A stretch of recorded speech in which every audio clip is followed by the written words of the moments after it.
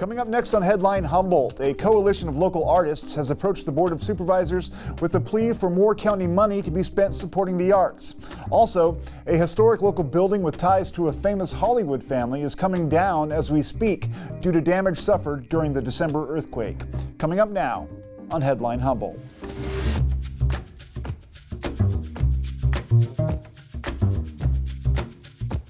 Top of Humboldt Hill, this is Headline Humboldt. I'm James Falk. Thanks for joining us. Lean budget years hurt. I've been covering local news for a long time, and there's always another economic downturn in the offing. And in those tight times, we all get a chance to demonstrate what we believe are the outstanding priorities for us as a people and a community. Aside from keeping the roads paved and the toilets flushing, as well as making sure there are police and firefighters available to respond to every true emergency, what should we spend our dwindling dollars on?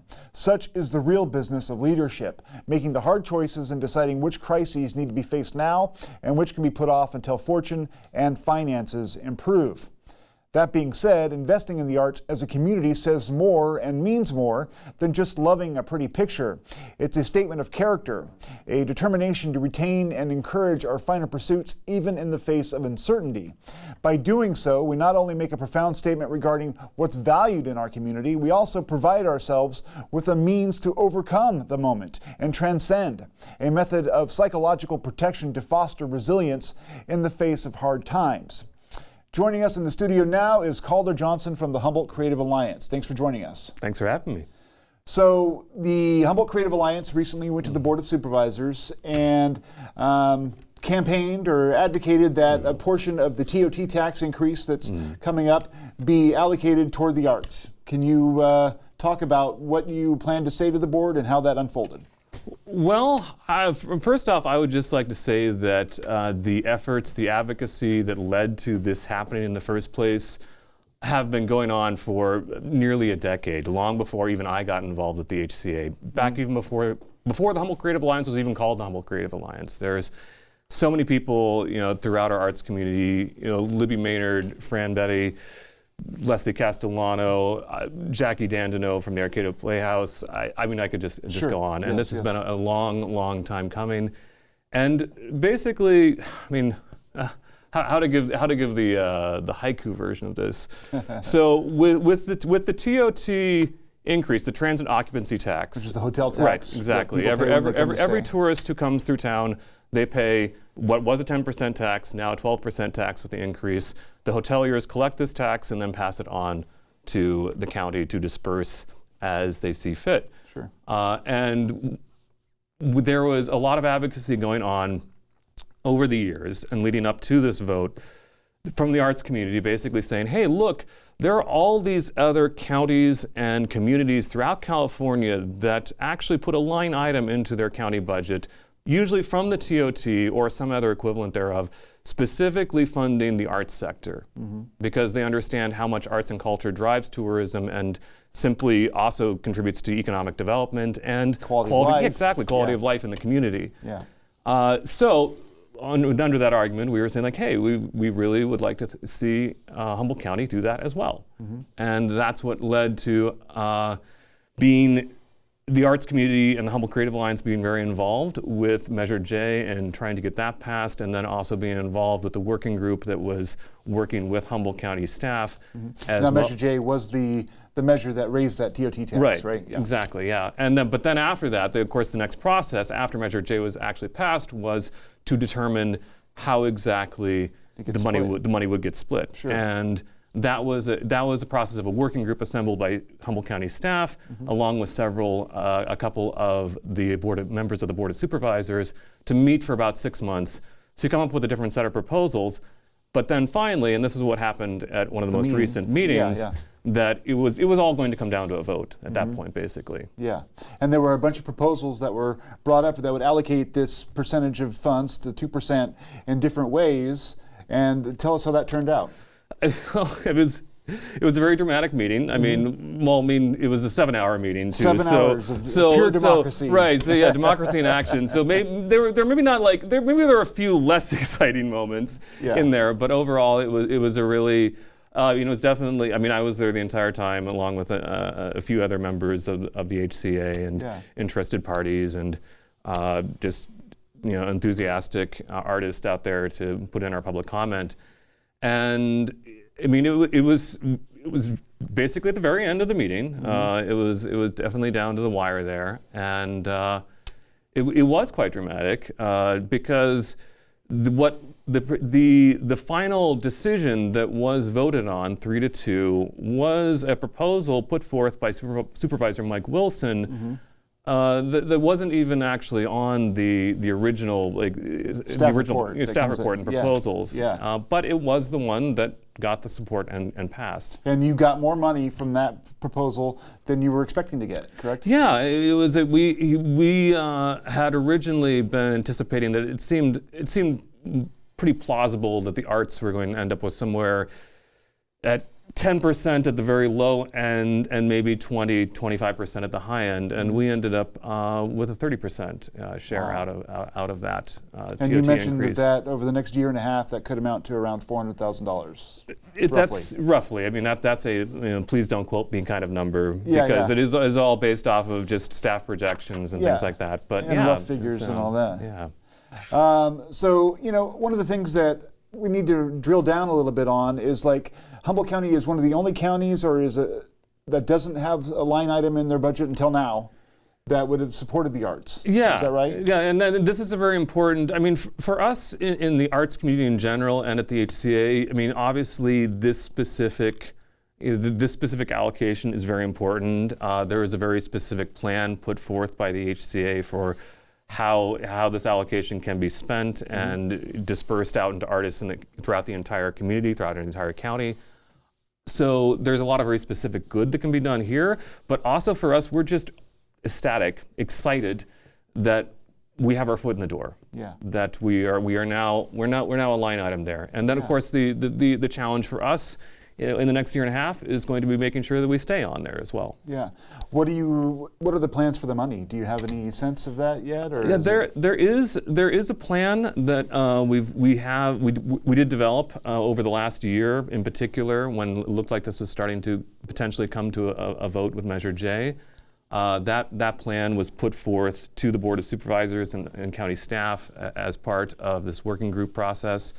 And it is, I mean, since our time is limited, I don't want to drill down too much into the very nitty-gritty details, but and things get very nitty. And but I mean, but the idea is that basically that this money would be split amongst a number of different administrating organizations, all still operating under the umbrella of the Humboldt Creative Alliance, just as a way of coordinating and making sure that we're all on the same page in terms of the priorities that we have for spending. And in terms of a lot of those particular priorities, we are trying to focus in on, one, making sure that we are getting as much money as possible to individual artists for funding. We're also trying to make sure that specific funds are being allocated and directed to BIPOC artists, LGBTQ artists, as well as artists, working out in what we call the gateway communities, Garberville, Willow Creek, out in the very rural areas of the county, which is for me terribly important. I grew up out in Willow Creek. And opportunities are few and very few. I mean, the programs that I had as a teenager had access to had a tremendous influence on me. And growing up in challenging circumstances, out in a very isolated, especially as a teenager, it feels incredibly isolated. It was a very important part of my childhood, and I want to make sure that those programs are still available for future generations of kids too, and people living in those areas. So those are many of our major priorities in terms of funding. Points of where you're going to try and get things. Let's talk, and we did a little bit before the show, but the struggle that the arts community in Humboldt County has been facing over the last several years. I mean, we live in a small market anyway, so and the economy here has never been that robust, at least in recent memory. But you couple that with the COVID pandemic and, like you mentioned, inflation and all these other things, it's kind of put artists and performing people in a particular bind. Can you describe that for us? I mean, it is. Well, I mean, I would want to say that it was interesting because I struggled to explain to people early on, like in 2020 or whatnot, what it necessarily felt like to just have your entire industry, not just your personal career or the careers of your friends, but your entire industry worldwide, just you wake up one morning and it's turned off. It's just like someone flipped a switch. I remember very specifically the exact day down, not just the day, the minute when like the call went through, like it was at Governor Newsom's office, and they said like, hey, we're shutting public events down. Yeah. And I had to just go through the process of being like, all right, what happens next? And of course it was be like, all right, it's gonna be a few weeks. Yeah. It's gonna be a few months. And then, a year and a half later, but then even when we were starting to reopen, it was, oh, here comes Delta. Oh, okay. Here comes Omicron. Oh, okay. Here we go. Never a clean start. And I mean, and this is just my personal story.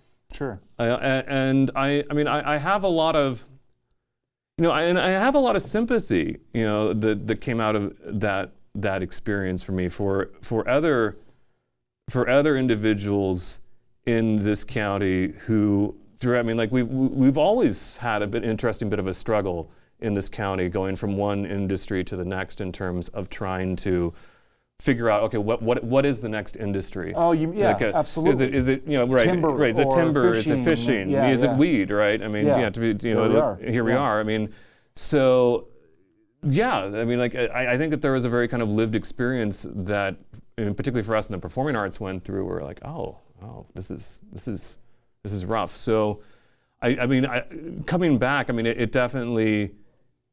I don't know. It has been a tremendous challenge, and I'm very excited that we're coming back. And a lot of us in the community, in the arts community, have bonded together and really forged these incredibly tight friendships. Sure. They say like, right, there are no friends like the friends you make in foxholes, right? Absolutely. And I mean, that's very true in this instance. And so we're all together as friends, determined to face head on whatever comes next. Yeah. But it is challenging, and it remains challenging. I was having a conversation with a number of artists, and a number of artists and administrators from Humboldt County on a Zoom call with Senator Mike McGuire, recently, who's been a really tremendous advocate and support of the arts in general, but also locally. And we were talking about funding, and he understandably was like, "Well, it's a challenging time, in the budget right now. In California." Yeah. And I'm like, "Absolutely, I understand that." And at the same time, too, like we're still struggling, and I understand that, like, yes, I mean there may be more money in 2 years, but in 2 years, many of these organizations may not even exist anymore to fund. Yeah.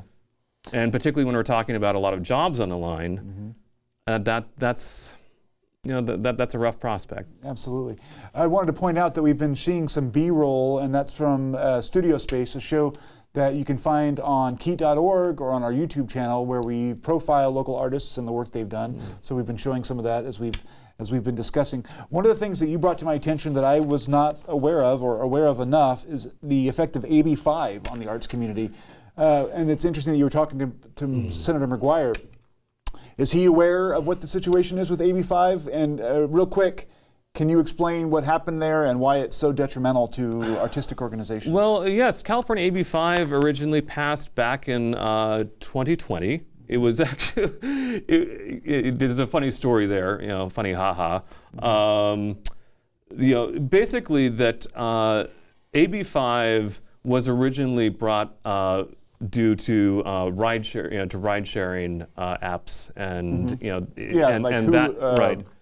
Uber and Lyft. Uber and Lyft. Hulu and right, and I mean, and the whole idea was basically that they were trying to clamp down on this kind of predatory corporate practices. So they with incredibly good intentions,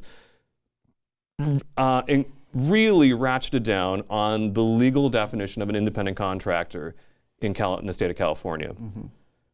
This had some fascinating blowback on not just the performing arts, theater, dance, also incredibly heavily the music industry. Yeah. because all of a sudden, all of these people who worked in the arts as gig workers in this kind of this gig economy, that we've been a gig economy for time immemorial, all of a sudden, everyone had to be an hourly employee on payroll. Yeah. And that brings with it a lot more requirements in terms of paperwork and yes, absolutely. Insurance. I have become, as it turns out, I've learned far more about filing new employee paperwork than I ever thought I was going to have to. Yeah. And I am conflicted because ultimately I do believe in the intent of AB 5 and the purpose of it. And yes, I also, honestly, particularly coming back to the arts sector, after a long time to think, while unemployed, that we have to do better about actually acknowledging the work that goes into the work that is put in by artists, and that they need to be paid as workers. Absolutely. And so that part to me is incredibly important to hold on to hold sight onto. However, it is the particular nature of a sort of perfect storm of conditions for many small theater companies, in particular in California, where AB 5 is coming down. AB 5 is coming down the pike. Mm-hmm. Then COVID hits. Yeah. And where I say that kind of the cynical, funny ha-ha is that I was deeply sweating how to work AB 5 compliance into our annual budget back in early 2020, and then I was like, oh well, there goes that problem. Okay, guess what? New problem. This isn't a problem anymore. We're not working. No one's working. Great, problem solved. But then we're coming back, after COVID, and now we also have to we have to contend with compliance to AB 5, along with all the other incredible price hikes that have happened because of inflation that every other business is also dealing with. And you haven't gotten the full return of your customer base, right? Absolutely not. No, it's the theaters aren't as full as they were. No, absolutely not. I mean, I was at a national conference for the arts in Washington D.C. this last April, and there were some people doing a lot of research on the national level, and what they were finding was that when it applied to the performing arts, music, theater, dance, they were basically saying, hey, look, there's at least 10% of your audience that is just never coming back. Wow. They're gone. They've checked out. They're not coming back. Yeah. And even just 10% would be devastating to us. Yeah. But the reality is that for many of us, we're still struggling anywhere from 80, 70, 60, even 50% capacity of what we once saw. And this is a nationwide problem too. Sure, yeah. The Oregon Shakespeare Festival, recently there's just been a number of news stories centering around that they are going through a massive restructuring and downsizing because their current audiences simply aren't supporting the structure that they had prior. Yeah. And so this is happening everywhere. And when we talk about restructuring, we're talking about jobs. We're talking about people out of work. I know personally at least one person, one dear friend of mine who was restructured out of the business. Was working for the Oregon Shakespeare Festival right up until a few weeks ago. Yeah. And that was her entire career, and they just she was restructured out of the business. What do you think when you have this kind of crisis and when you have attrition, theaters closing or things downsizing or restructuring or whatever, and these kind of tectonic shifts happen within your industry, what is the damage to that? What should people know? How do you think that affects, in a sort of trickle-down fashion, the community as a whole? Well, first off, I definitely would like to acknowledge what we've already been talking about, that this isn't an abstract process. Sure. When these things happen, we're talking about real people with real jobs. Absolutely. And the impact that has on our community. I also like to point to all of the other impacts that happen in our community whenever arts organizations close, right? Mm-hmm.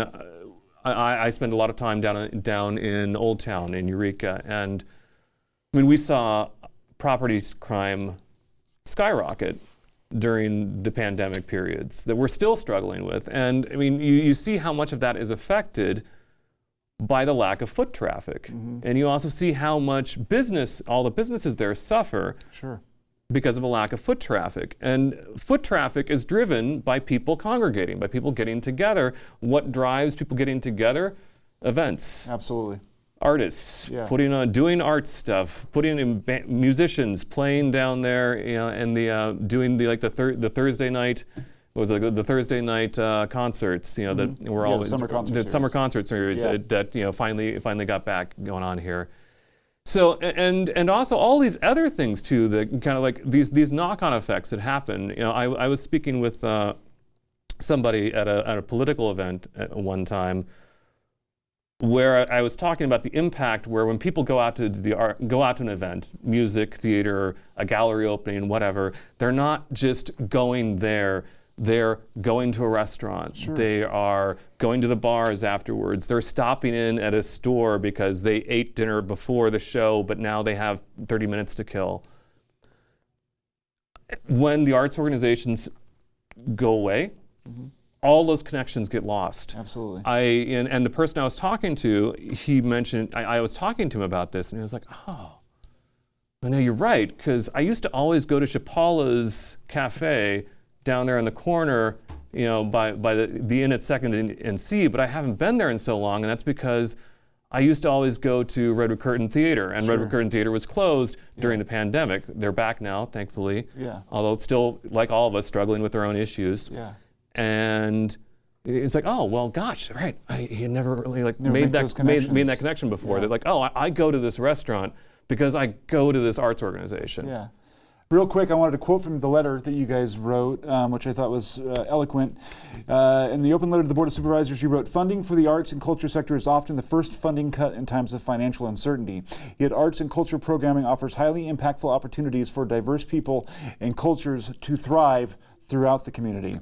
How do you think that the individual supervisors reacted to that? And do you feel like we have about a minute left? So do you feel like what's next for this to make sure that you guys, Well, I think that we are determined to use this next year and a half to conclusively make our case about what the impact of the arts is and what the impact of the arts can be in Humboldt County, particularly if they're properly funded. Because I certainly understand and am sympathetic to budget concerns. boy, believe me. Yeah. But at the same time, the arts, and particularly funding the arts in these kinds of targeted ways, we're talking about job creation, job retention, we're talking about improved educational outcomes, economic development, increased tourism, quality of life, emotional well-being, resiliency, mental health. If I told you, hey, there is one thing that if you funded this would accomplish all of these things, you'd be like, oh, yeah, we should fund that. No-brainer. Right. We're out of time. Thank you so much for coming down, and come back and visit us, please. It was a pleasure to have you on the show. Thank you so much. It was a pleasure being here. And good luck with the future. Thank you. We'll be right back after this short break. Hi, I'm Chef Patty Hinich. It is a pleasure to show you the wonderful food and culture of Mexico all these years. Show your love for public television by becoming a sustaining member of your local public TV station.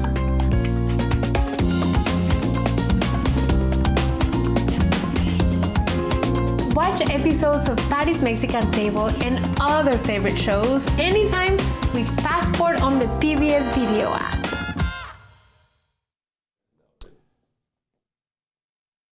The historic Lloyd building is being demolished in downtown Eureka due to damage suffered during the last earthquake this past December.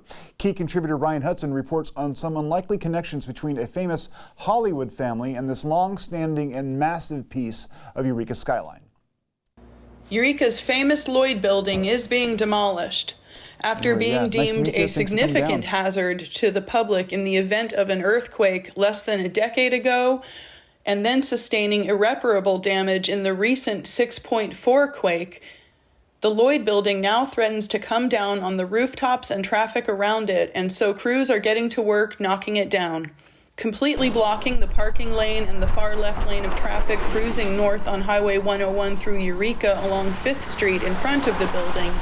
Construction crews plan to occupy the entire side of that block over the next several weeks, to safely dismantle the large brick building, which has for decades suffered from water damage and disrepair.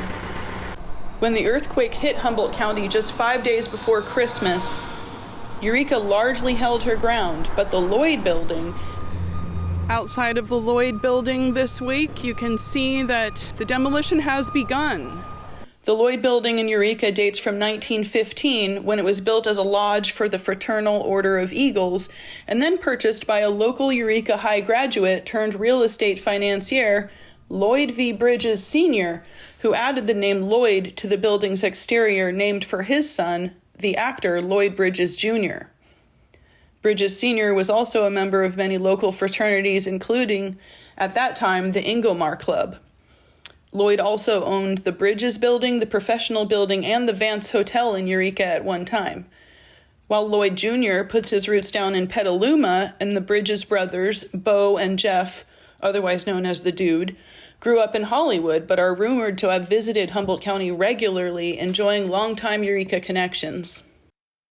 Since the passing of Bridges Jr. and long after the actor's sons Bo and Jeff Bridges could have roamed the hallways or enjoyed the historic properties, the building was acquired by notorious local slumlord Floyd Squires, who allowed the building to fall into untenable disrepair and passed away in 2022 prior to the December 20th 6.4 magnitude earthquake that sealed the building's fate. Before his death, the notoriously irresponsible Floyd Squires had fought the city of Eureka over abundant code violations and abatements, leading the city to take over more than 24 properties in order to bring the units up to code. The Lloyd building was never brought up to code, and now one of Eureka's storied pieces of architectural history will be replaced in time following the month-long demolition at 219 5th Street. Reporting for Headline Humboldt, this is Ryan Hutson. It was near whiteout conditions in my front yard this past Wednesday, and I'm told the phenomenon, though exceedingly rare, is most often called snow. Once the skies opened up and snow fell, my kids were out in the front yard after dark making sickly snowballs and lopsided snowmen. They weren't the only ones. They're so excited about the snow, something we never get to see every 6-10 years. They've got some cold hands. We don't all have the right clothing to wear, but they're having fun. And I know we'll be in soon and this will be gone, so we're enjoying it while we can. The snowfall has been estimated at between 1 to 2 inches, with that amount increasing the further one gets from the coast. Some have compared the levels to those that fell during the last great snowstorm of Humboldt Bay in 1989. That was the year I arrived in Humboldt County, and I remember skating down a snow-covered slope on a disintegrating piece of cardboard. I cherish those memories and hope kids all over Humboldt County were able to get out and wax wild in the white. Stay tuned, stay informed.